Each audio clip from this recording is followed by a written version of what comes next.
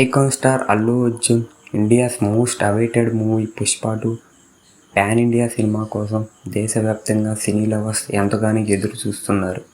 భారీ అంచనాల మధ్య విడుదలవుతున్న ఈ మూవీ డిసెంబర్ 5న ప్రపంచవ్యాప్తంగా ప్రేక్షకుల ముందుకు రాబోతుంది. ఈ క్రమంలో 'పుష్ప 2' తెలుగు రాష్ట్రాల బ్రేక్ ఈవెన్ టార్గెట్ ఎంత?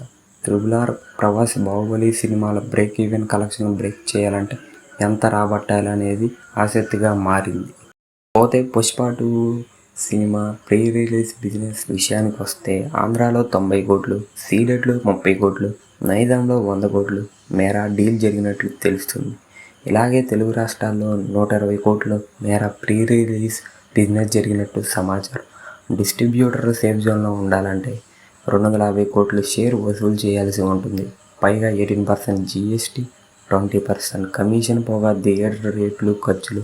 ఈ లెక్కను చూసుకుంటే 450 కోట్ల వరకు తెలుగు రాష్ట్రాల్లో గ్రాస్ కలెక్షన్ సాధించాల్సి ఉంటుంది.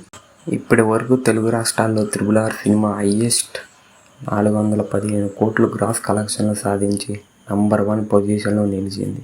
ఆ తర్వాత బాహుబలి 2 సినిమా ఏకంగా 330 కోట్లు గ్రాస్ కలెక్ట్ చేసి 2వ స్థానంలో నిలిచింది. దీన్ని బట్టి చూస్తే పుష్ప సినిమా ఈ 2 భారీ బడ్జెట్ సినిమాల కలెక్షన్ బ్రేక్ చేయాలంటే ఎన్ని కోట్లు కలెక్షన్లు సాధించాలో అర్థమవుతుంది. బాక్సాఫీస్ వద్ద పుష్ప గడి రూలింగ్ ఏ విధంగా ఉంటుందో, ఈ సినిమా రికార్డులను బ్రేక్ చేస్తుందో లేదో వేచి చూడాల్సిందే.